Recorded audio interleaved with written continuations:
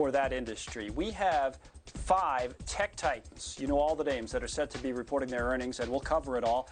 I'm Connell McShane. This is After the Bell. First, the closing numbers with stocks rising, the economy growing at a record pace last quarter. We try to recover at least some of the losses from the steepest sell-off in 4 months that we all experienced yesterday. The Dow was down more than 200 points at the low today, closes up about 139. Now, this hour, more than $5 trillion in market cap on the line. Apple, Amazon, Alphabet, Facebook, even Twitter, set to be reporting their quarterly results. It'll be a chance, for us not only to see how these companies performed last quarter, but probably more importantly, get a little bit of a sense in terms of their outlook for what is an uncertain future.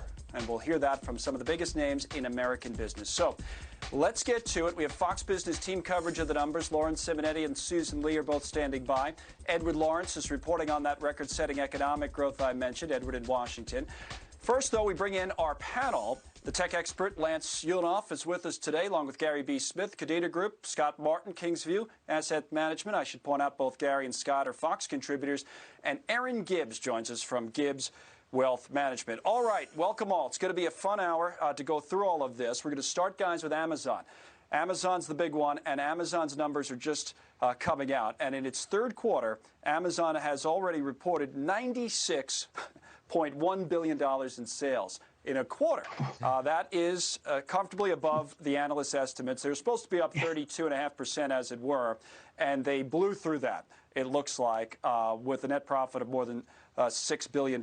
On the EPS side, we'll get back to it in a moment, make sure it's comparable to analyst estimates, but a quick comment, and then I'll go to Lauren probably, from you, Scott Martin, on that. $96 billion quarter from a company that has really kind of epitomized how you for lack of a better word, thrive or take advantage of the situation that we've all been dealing with here for the better part of this year. Yeah, epitomized how you're going to survive your life, maybe, just to get through all this. I love the way you kind of analyzed, I guess, or commentated on the number as far as the top-line revenue, Connell. I mean, give or take another couple of quarters, this is a company, boys and girls, that's going to be basically making in a year maybe $500 billion with a T dollars when they're all said and done with what they're doing right now. And that's really what I think just speaks to how great Amazon is. And here's the crazy thing. With respect to the coronavirus and all the spending at home, all the ordering and delivery and whatnot, the real story for Amazon, for us going forward as we hold Amazon here, is AWS, which was talked about last hour in the Claim and Countdown. I mean, yes, they're a retailer right now, but I'm telling you, the future of this company and why this company goes higher and higher in the future is because of AWS and all the explosive growth that lies there, which isn't even in the stock price today. Speaking of taking advantage of working from home, a lot of people using AWS to do just that. All right, Lauren Simonetti, what do we have? Let's run through some of the figures here with Amazon as the stock's up 2% after hours. It's a major beat. So this is the July to September quarter, and EPS came in at $12.37 versus the expectation of $7.41.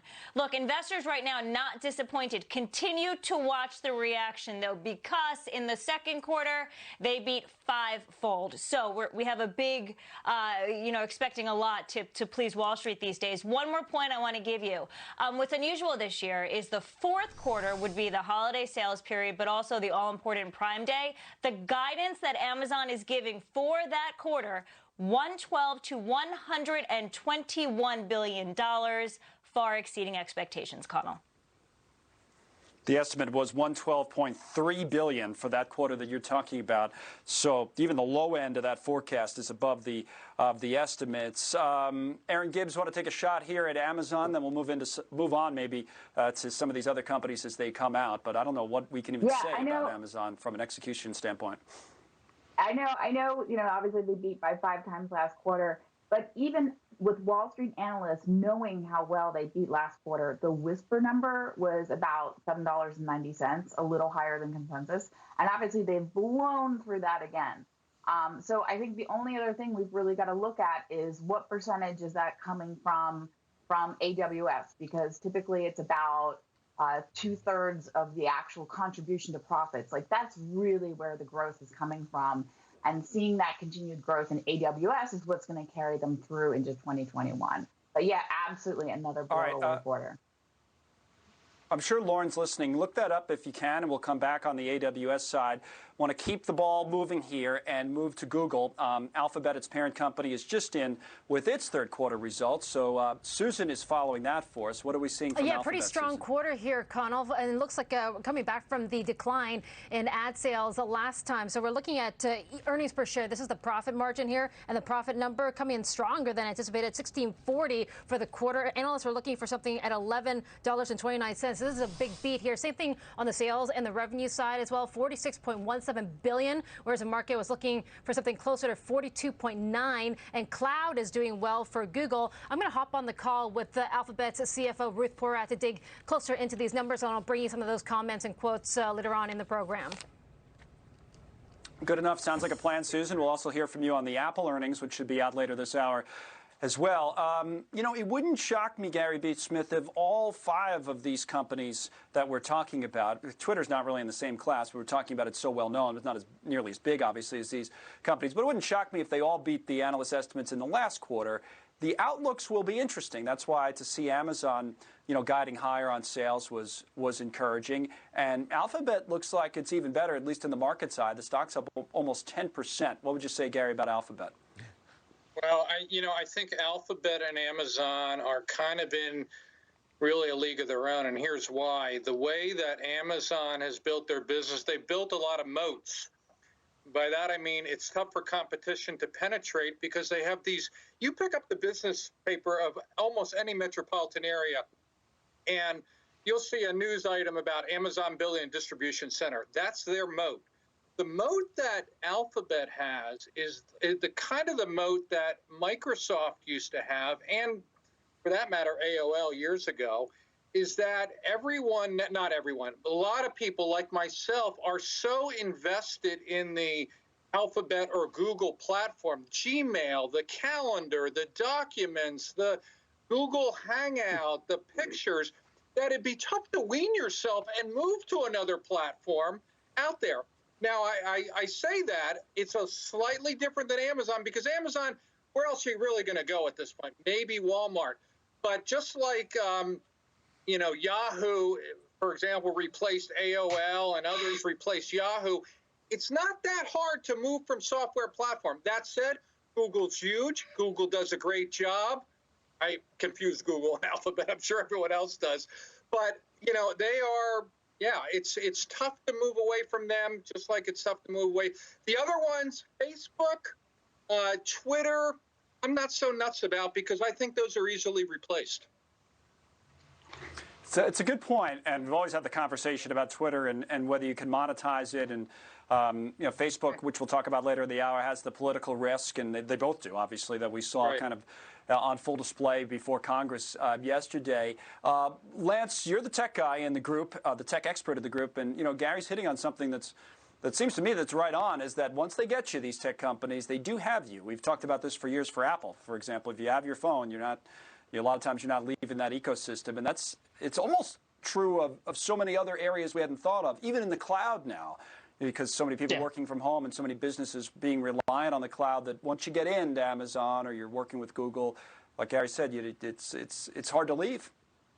Yeah, it's definitely hard to once you're part of an ecosystem, you don't want to leave it because of the costs of doing so. But I have to say that, you know, Amazon and Google or Alphabet, you know, one of the reasons obviously they're doing so well is this working from home revolution that is, you know, it is being forced really because we have to protect ourselves, and it's not going to change anytime soon. And obviously with Amazon, it's very clear why it's happening. But with Google, you know, the working from home means we're using more of their cloud tools. We may even be buying more Chromebooks. So, you know, there's a whole shift in the culture that is benefiting certain tech companies. And actually, in general, I think because it's our connection to the world, it may be benefiting all of them. The one other thing I'd say about Google or Alphabet is that this may be an indication that their ad business is coming back, or at least has started to come back in this last quarter. Good point. That's been a big question mark, given where we are in the economy.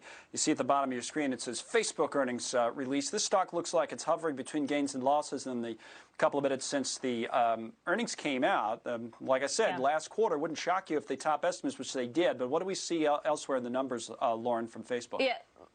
Let me start with the bad news, why the stock is likely down right now in the after hours. And that's, they say that for the fourth quarter, both daily and monthly active users won't be as strong as the third quarter. But since they just reported for the third quarter, here are those numbers. Both monthly and daily active users rising 12%. Monthly, 2.74 billion. Daily, 1.82 billion, both better than expected. Overall numbers in the third quarter for Facebook. EPS stronger than expected, $2.71 a share. Revenue rise, and this is mostly ad revenue, rising 22% to $21.47 billion. So those numbers all strong. Look at the stock now, down 2%. Here's another negative as to why. They're guiding for the fourth quarter that this ad revenue, which was stronger in the third quarter, it's not going to be as strong in the fourth as it is in this current third. Connell? All right, so that'll be a question, Scott, right? With a lot of these companies, we said it at the top, is not so much what they say about the past, but what they say about the future, because, you know, I'm not sure how it'll impact a company like Facebook or even some of these other tech companies on the consumer side, I could guess, with maybe Apple, which we'll talk about later. But it does look like, as strong as our economy was in terms of bouncing back last quarter with those record numbers, we kind of get a sense of what we're heading into now. The virus spikes, whether the lockdowns are coming, and you know, the outlook for the future might not be the same as it was for last quarter. What do you say? Yeah, that's fair. Obviously, Facebook has a little bit of political issues maybe that they're fighting here going forward as far as how they're going to operate their business, which obviously still needs to be, I think, worked out and maybe worked out of the stock. Now, to Lauren's point, how the stock has pulled back some, I mean, the stock was pretty hot today. It was up 5%, so it was probably priced for some sort of perfection. The other thing to know with Facebook that, you know, we just tend to forget sometimes is that teeny little small company called Instagram that they own that is absolutely thriving and going bonkers. And I'm not afraid to admit that it's pretty much my favorite place to shop on. Yes, well, that's true, on the internet, because they know exactly what I want on there. So Instagram is another component to Facebook going forward, provided that doesn't get broken off, that I think helps this stock, even if it pulls back here. Not the first time you've come on this show and started a sentence with "I'm not afraid to admit," and it probably is something that you quite frankly should have been afraid to admit. There's so many of those. You know, be that as it may, I know. Yeah, be that as it may, we love you to death, and Instagram is the big driver. Think of where Facebook would be, by the way, if they didn't buy Instagram. Twitter's just coming out as well, and I'll work that, Aaron, into the conversation in terms of political risk. What did you make of what you saw on Capitol Hill from these CEOs, and how big a deal is this from an operational standpoint for the companies, the pressure they're going to be under, it would seem? I guess some of that, no, maybe a lot of it depends on the election results, but the pressure that they're going to be under from Washington. Yeah, I think as long as you're constantly bringing these CEOs back into congressional hearings, you're going to have those negative headlines and that negative push on these stocks. And so if they don't deliver blowout numbers, investors are going to be more hesitant. So they really need to beat. And I think that sort of speaks to what Facebook's done. They've beat it, but they haven't blown it out. And so that might be why we're seeing some of the stock pull back today. And just concerns about whether they're really going to lose their ad revenue. They're going to compress their margins if they have to spend money building new algorithms, creating new departments in order to address the concerns that we're seeing within Congress. So I think it's a real concern about future margins and advertising spend. And then we've even seen a big shift in advertisers move their dollars from Facebook into Snapchat and Pinterest, which have blown away numbers. We had a lot of advertisers talk about how they were shifting those dollars away from Facebook. And as long as they're being hauled in front of Congress, that trend might continue. I will get you, Gary B., and Lance in on this discussion in a moment. Lauren, I was looking at the Twitter results they were flashing while Aaron was speaking. It kind of mixed, right? But the stock's getting killed here. Oh, it really is. It's down. Wow, look at that, almost 13%. All right, so here are the numbers. We'll start with revenue, $936.23 million. So that was a big beat, and the ad revenue of that is $808 million. So that was strong. So is your earnings per share at 19 cents, 3 times the estimate. The issue is they missed when it comes to their user growth. Really disappointing what the street was expecting. So you got to build your user base and then monetize it. And it doesn't look like Twitter performed on that measure in the third quarter. Wow, you want to take that, Lance, on user numbers for Twitter? On this there, and the stock's getting hammered. Yeah, they grew over year. They grew well, but they're still. I mean, it's one of the things you said earlier. Twitter compared to these other companies we're talking about is so much smaller. It has this profile that's outsized for the size of its business, but that's the important thing. You've got to monetize the users, and in order to do that, you have a much bigger and bigger user base, and they're struggling to grow as they'd like to. Gary, maybe I'll go back to the topic that Aaron was talking about a moment ago with you, because it's, as opposed to just running through number after number, it's kind of instructive, I think, to have some sort of a broader conversation about these companies to the best extent that we can. And this political risk story that's out there, it was Jack Dorsey of Twitter who really took the brunt of it yesterday from Republicans in Congress. What do you see in Twitter's future? Yeah, you bring up a good point, and I think that gets to the dichotomy of Twitter. I personally love Twitter, and I hate Twitter, and I think that's somewhat is the problem with their. We brought up the point about being able to monetize the users they have, and then the other point is keeping and growing the users. I go back and forth with Twitter, and here's the problem with Twitter. One, if there was no Twitter out there, I would have access to so little information. You hardly ever, for example, on the COVID thing, if you just read the mainstream media, you would think we had the bubonic plague going on. Twitter, at least there's experts on Twitter that give you the other side. If none other than I can read what Scott Atlas is saying. That's the positive. The negative about Twitter is it becomes so political sometimes. It's kind of like the Tower of Babel out there. So it's so polarizing. I guess that's, and some of these other companies we talked about, you can say what you want about Amazon. It's certainly not polarizing.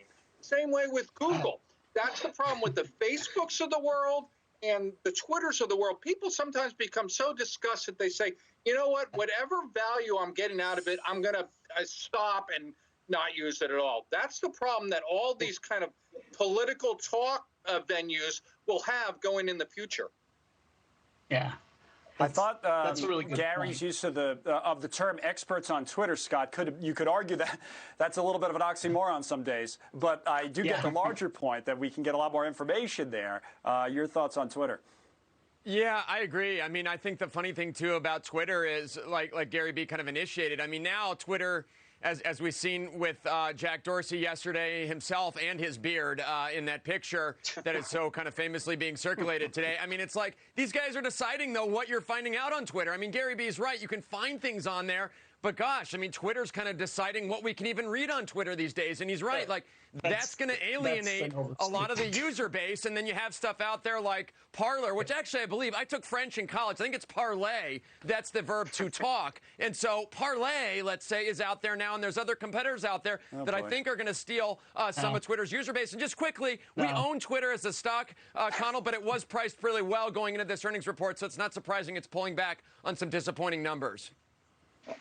Neil had the CEO, I think it was, on earlier. The company's Parler, and the whatever they're called, I guess the they're French is parlay. I mean, you can look that up at home. Yeah, those are small. Look up those college grades, by the way, on your French. in your French class. So we're a few minutes in. I think the big one that's still out, obviously, is Apple. So we'll have Apple when it comes out a little bit later. But is there anybody? I mean, Aaron, I don't know if you have any big picture thoughts, any surprises. I mean, the stocks. To me, you're set up right. I saw a stat today.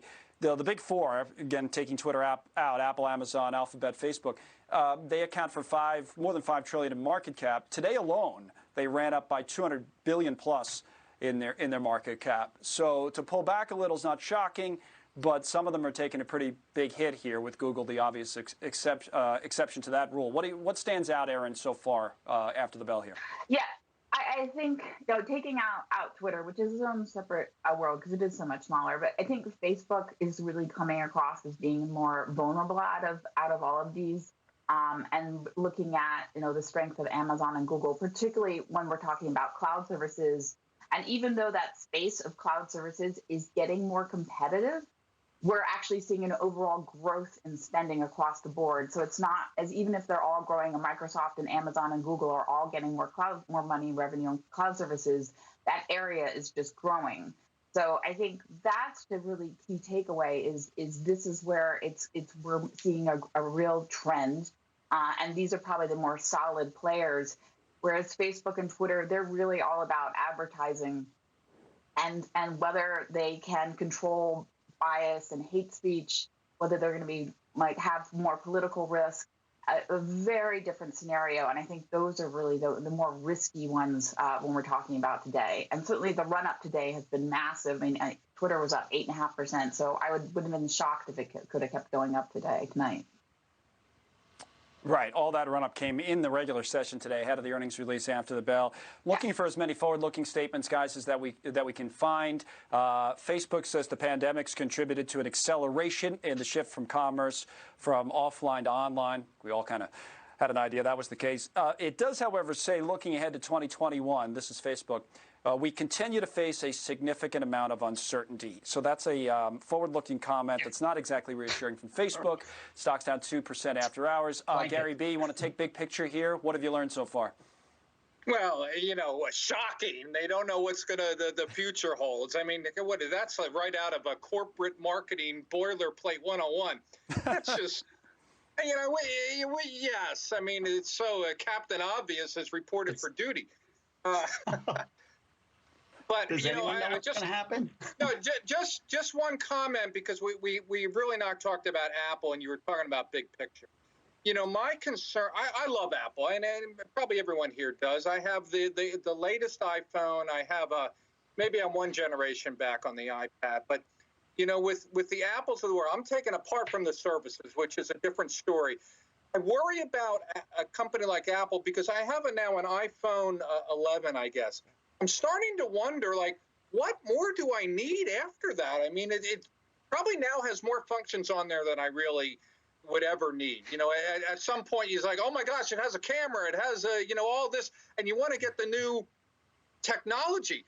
I'm wondering if they're running up against people saying, what I have is great, and that impacts in the future their hardware sales. I think it'll be interesting when they report, but I think they probably ran into that last quarter with a lot of people, Lance, just waiting and thinking to themselves, well, as much as, maybe people identify with what Gary's saying, there are a lot of people thinking, I want to upgrade to that new 5G phone, and now I'm going to wait and wait for that to come out. Obviously, it is now. But give us a preview of Apple before we get these numbers. What are you looking for?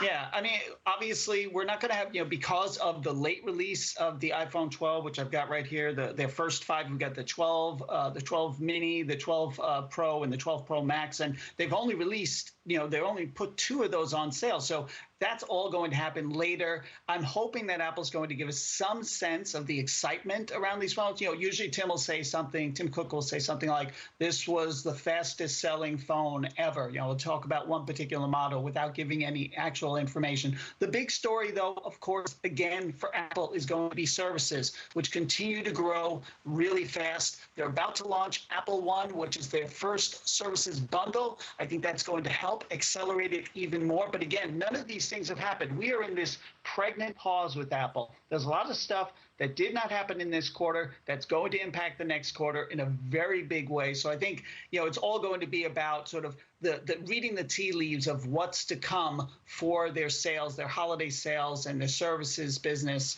But also, I'm hoping they tell us a little bit of something about how is Apple TV Plus doing? Well, that's part of services. Revenue there is supposed to be at $13.87 billion in that unit of services compared to $63.7 for the company overall. We'll find out shortly, we think, from Apple. Panel stays with us. We continue on the breaking earnings.